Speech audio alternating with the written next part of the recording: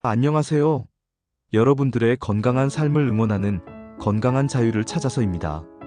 오늘은 정말 많은 분들이 경험하고 계시는 문제에 대해서 이야기해 보려고 해요. 바로 낮에 자꾸 졸린 증상 말이에요. 혹시 이런 경험 있으시나요? TV 보다가 깜빡 졸거나, 책을 읽다가 눈이 감기거나, 심지어 누군가와 이야기하다가도 졸음이 쏟아지는 경우 말이에요. 나이가 들어서 그런가? 밤에 잠을 못 잤나? 이런 생각들 많이 하시죠?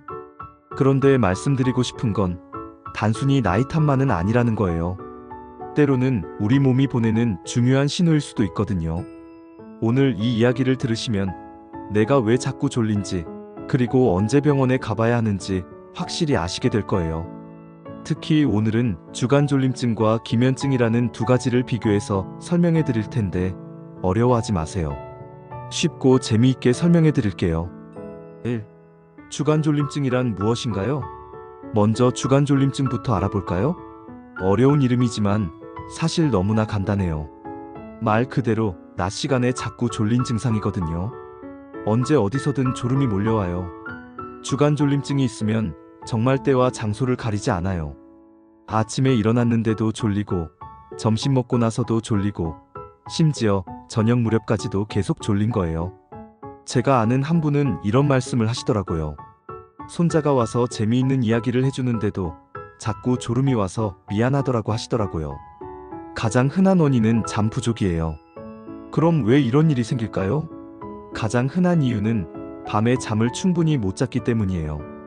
어르신들 중에 나는 5시간에서 6시간만 자도 충분해 하시는 분들 계시는데, 사실 우리 몸은 7시간에서 8시간은 자야 해요. 나이가 들수록 잠이 얕아지기는 하지만 그래도 충분한 수면은 필요하거든요. 그런데 정말 이상한 경우가 있어요. 밤에 8시간도 잤는데 낮에 졸린 경우 말이에요.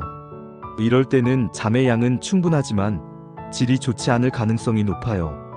예를 들어서 잠을 자다가 자꾸 깨거나, 코골이가 심해서 숨이 막혀서 깨거나, 다리가 불편해서 자꾸 움직이거나 하는 경우예요. 특히 수면무호흡증이라고 잠자는 동안 숨이 멈춰서 자꾸 깨는 병이 있는데 본인은 깬 줄도 모르는 경우가 많아요. 그래서 아침에 일어나면 나는 잘 잤는데 왜 이렇게 피곤하지? 하게 되는 거죠.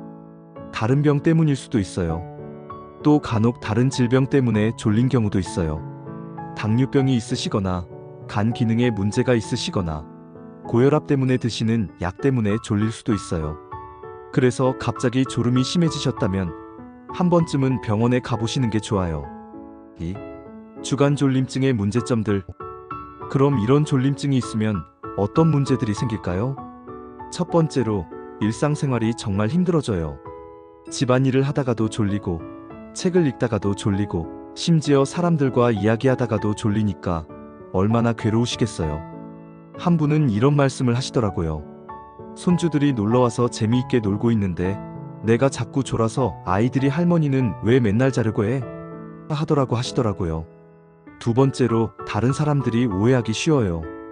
저 사람은 게으르다, 관심이 없나 보다, 나이가 들어서 저런가 보다, 이런 식으로 생각할 수 있거든요. 하지만 이건 게으름이 아니에요. 정말 본인이 어쩔 수 없는 상황인 거예요. 그러니까 너무 자책하지 마세요. 세 번째로, 정말 위험한 상황이 생길 수 있어요. 특히 운전하실 때가 가장 위험해요. 운전하다가 졸음이 오면 정말 큰 사고로 이어질 수 있거든요. 그래서 졸림증이 심하시면 운전을 피하시거나, 꼭 필요할 때는 누군가와 함께 타시는 게 좋아요. 또 가스레인지를 쓰다가 졸거나, 계단을 오르내리다가 졸면 정말 위험하잖아요. 우울감까지 생길 수 있어요. 네 번째로, 자꾸 졸리니까 아무것도 할 수가 없어서 우울한 기분이 들 수 있어요. 내가 왜 이럴까? 내가 쓸모없는 사람인가? 이런 생각까지 하시게 되거든요. 하지만 이건 절대 그런 게 아니에요. 치료하면 충분히 좋아질 수 있는 문제거든요. 3. 기면증은 뭐가 다른가요? 이제 기면증에 대해서 이야기해 볼게요. 기면증은 단순히 졸린 것과는 좀 달라요. 이건 하나의 병이거든요. 갑자기 잠에 빠져드는 수면 발작. 기면증의 가장 특징적인 증상이 수면 발작이에요.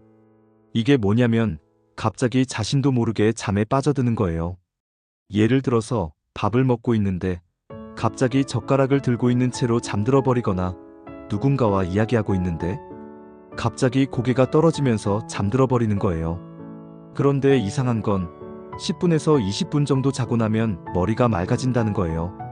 일반적인 졸림과는 확실히 다르죠. 두 번째 특징은 탄력 발작이에요.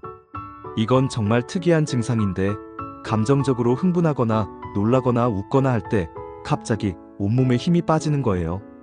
예를 들어서 손자가 재미있는 일을 이야기해서 크게 웃었는데 갑자기 다리에 힘이 빠져서 주저앉는다거나 놀라는 일이 있었는데 손에 힘이 빠져서 들고 있던 물건을 떨어뜨린다거나 하는 거예요. 이런 증상이 있으면 기면증을 의심해 봐야 해요. 세 번째는 잠들 때나 깰 때 환각을 보는 거예요. 이걸 어려운 말로 입수면기 환각이라고 하는데 쉽게 말하면 꿈과 현실을 구분하기 어려운 상태예요. 예를 들어서 잠들려고 누웠는데 방에 누군가 들어온 것 같고 말소리도 들리고 심지어 만져지는 느낌도 들고 그런데 실제로는 아무도 없는 거예요. 네 번째는 수면마비인데 이건 우리가 흔히 말하는 가위눌림이에요. 정신은 깨어있는데 몸을 움직일 수가 없는 상태 말이에요. 일반 사람들도 가끔 경험하지만 기면증이 있는 분들은 이런 일이 훨씬 자주 일어나요. 그럼 일반적인 주간졸림증과 기면증은 어떻게 구별할까요? 가장 큰 차이는 이런 특별한 증상들이 있느냐 없느냐예요. 단순히 졸리기만 한 게 아니라 갑자기 잠에 빠지거나 감정 변화에 따라 힘이 빠지거나 환각을 보거나 가위 눌림이 자주 생기면 기면증을 의심해 봐야 해요. 4. 기면증의 원인과 치료법. 그럼 기면증은 왜 생기는 걸까요? 뇌의 문제예요. 기면증은 우리 뇌의 중추신경계에 문제가 생겨서 일어나는 거예요. 쉽게 말하면 잠과 깨어있는 상태를 조절하는 뇌의 부분이 제대로 작동하지 않는 거예요. 또 유전적인 요인도 있어요. 가족 중에 기면증이 있는 분이 계시면 다른 가족들에게도 생길 가능성이 높아져요. 치료는 어떻게 하나요?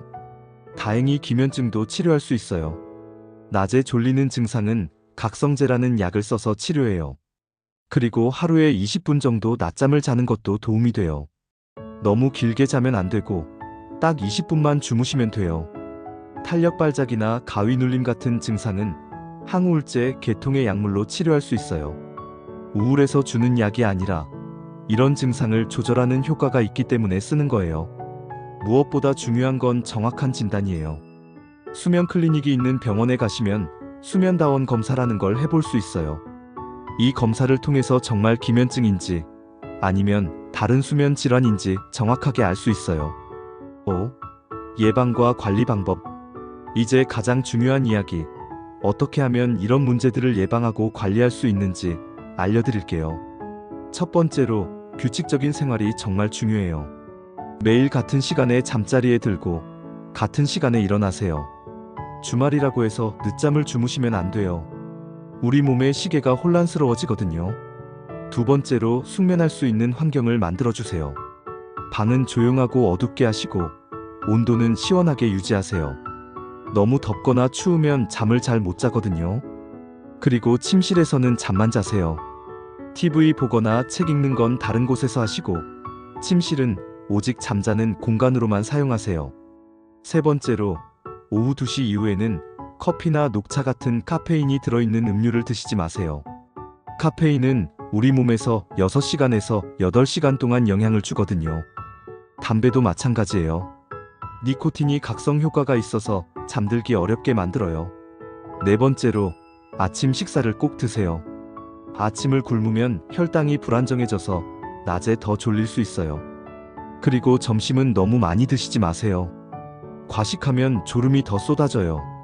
낮에 졸리면 스트레칭 하세요. 다섯 번째로 낮에 졸음이 오면 잠깐 일어나서 스트레칭을 해보세요. 몸을 움직이면 졸음이 좀 날아가요. 찬물로 세수를 하거나 밝은 곳으로 나가는 것도 도움이 돼요. 여섯 번째로 낮잠은 20분을 넘지 마세요. 너무 길게 자면 밤잠에 방해가 되거든요. 그리고 오후 3시 이후에는 낮잠을 자지 마세요. 자, 오늘 이야기를 정리해 드릴게요. 낮에 자꾸 졸리는 건 단순히 나이 탓이 아닐 수 있어요. 주간 졸림증일 수도 있고 심한 경우에는 기면증일 수도 있거든요. 주간 졸림증은 대부분 수면 부족이나 수면의 질이 나빠서 생기는 거고, 기면증은 갑자기 잠에 빠지거나 힘이 빠지는 등의 특별한 증상이 있어요. 무엇보다 중요한 건 이런 증상들이 생겼을 때 혼자 고민하지 마시고 병원에 가보시라는 거예요. 특히 운전하실 때 졸음이 온다거나 일상생활에 지장이 클 때는 꼭 전문의와 상담받아보세요. 그리고 평소에 규칙적인 생활 습관을 유지하시고 숙면할 수 있는 환경을 만들어주시면 많이 좋아질 거예요. 건강한 잠은 건강한 삶의 기초예요. 오늘 이야기가 여러분의 숙면에 도움이 되셨기를 바라고 앞으로도 건강한 하루하루 보내시길 바래요. 오늘 영상이 도움이 되셨다면 좋아요와 구독, 알림 설정 잊지 마세요. 다음 영상에서 또 만나요. 감사합니다.